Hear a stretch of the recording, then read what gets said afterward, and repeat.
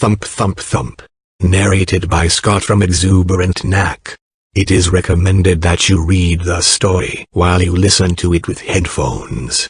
Thank you and enjoy. Thump, thump, thump. It's been 4 nights since this slow, lazy, deliberate thump has started. It carries on for what seems like hours. The noise is muffled, but once I walk in by it, it is hard to ignore the muffled sound, as Ian can verify since the 27th of February. It appeared out of nowhere at 3:13 a.m. every morning since Friday. Ian passed it off as perhaps a new antisocial tenant in his building, like he needed another one. If he wasn't so afraid of confrontation, he would explore the origins like anyone with disturbed sleep. But every night the noise returned, and every night he placed his pillow over his face and willed it to stop, and for it to be the last night his slumber would be interrupted. As the week progressed and the noise continued, thump, thump, thump, Ian's temper rose. His bravery grew, brought on by lack of sleep. It caused Ian to do something out of his comfort zone. On his return from work on Thursday evening, he went along his floor to his neighbors to see if they were similarly disturbed by this thumping.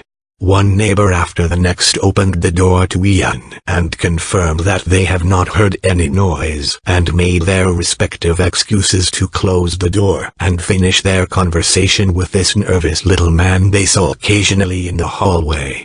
Again that night at 3:13 a.m., thump, thump, thump, thump, thump. Ian wasn't disturbed this time, as he was already awake. His interaction with his neighbors made him feel inadequate. He knew what they thought of him, some weirdo that keeps to himself, who averts his gaze to avoid any passing pleasantries, who doesn't have a social life, who never has visitors. Ian knew what they thought of him, as this is what his colleagues think of him.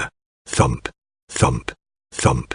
They don't know me, why do they all judge me? Single quote. Thump, thump, thump, thump.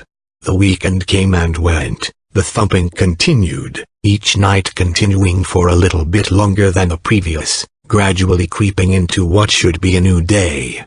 Ian was beginning to take action. He had ventured to his apartment door to look out the spy hole on Monday night when the thumping started, but could see nothing. On Tuesday he ventured into the corridor and paced up and down, but the thumping neither grew louder or quieter as he moved. He assumed that its origins were on another floor. Ian repeated last week's exercise of visiting his neighbors, only this time on the floor above and below his apartment. Again he got the same response, a brief look of confusion followed by an apologetic tone, almost a condescending tone from Ian's point of view, and the abrupt end to the conversation and the close of the door. He was sure he could hear the sigh of relief from his neighbor from the other side.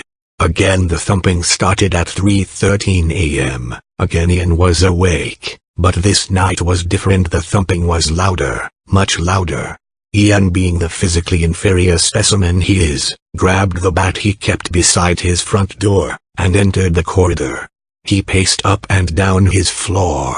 Again the noise was louder than previous nights, but it didn't grow any louder or quieter with his movements. He descended to the floor below and paced those corridors until he was sure the thumping was not here. He went to the 3rd floor, and again there was no change to the volume of the thump. Thump, thump, thump, thump, thump. Ian reluctantly gave up and returned to his apartment. The thumping continued until he left the building that morning. His lack of sleep was getting to him. The normally mild-mannered and quiet individual was abrupt with his colleagues and made a young intern cry when her fumbling incompetence agitated him. He watched his colleagues throughout the morning, whispering and stealing glances in his direction. A feeling of almost claustrophobia enveloped him. He had to get out of the office. Ian returned to his apartment building early afternoon. As soon as he entered the lobby, the thumping began. It was incredibly loud. Thump, thump, thump, thump. The pace of the thump seems to have quickened. Ian ran up the stairs, feeling his legs burn, and into the safety of his apartment. But there was no escape from the thumping. Thump, thump, thump, thump. Ian grabbed his bat again and went into the corridor. He went from floor to floor in a desperate attempt to find the source of this noise that he felt was twisting his mind. Again he could not find the source. The thumping continued all day and night, louder and louder. He didn't even think about going to work on Friday as he sat cross-legged on his living room floor, the time approaching 7 a.m., the bat resting across his knees. A thought raced to the front of his mind, and in an instant he was in the kitchen holding a kitchen knife. Slowly at first he eased the pointed tip into his ear, until pain numbed the sound. He repeated on the other side, but as soon as the pain subsided, the thumping returned. Louder it grew. Thump, thump, thump, thump, thump, thump. He ran screaming into the corridor, still in his clothes from yesterday, blood dripping from either side of his head onto what was his formerly immaculate white shirt. A neighbor came out to be greeted by this shocking sight and attempted to calm Ian down, but as soon as a hand of comfort was placed on his shoulder, Ian lashed out wildly with the knife he still held in his hand. One swing was all that was needed as Ian caught the poor old lady from 2C across the throat. More neighbors raced to the scene. Ian swung wildly, doing enough to cause his neighbors to retreat. But Ian could still see them judging him with labels like weirdo, maniac. It was them that was doing this to him. Ian pursued his neighbors, slashing wildly as they attempted in vain to defend themselves. Eventually the noise of people died down, and replaced by that familiar thump, thump, thump, thump, thump, thump. Ian, now unblinking, walked towards the lift, and on his arrival the doors opened.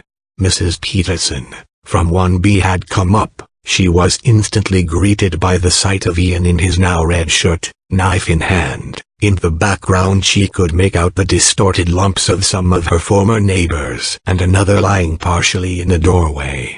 Before she could lift a finger in protest, Ian brought the knife up into her stomach, and then down on her back when she doubled over. He entered the lift staring blankly forward until something grabbed his attention. In the lift mirror he could see a large pulsating vein on the side of his forehead, which danced to a particular rhythm he recognized. Thump, thump, thump,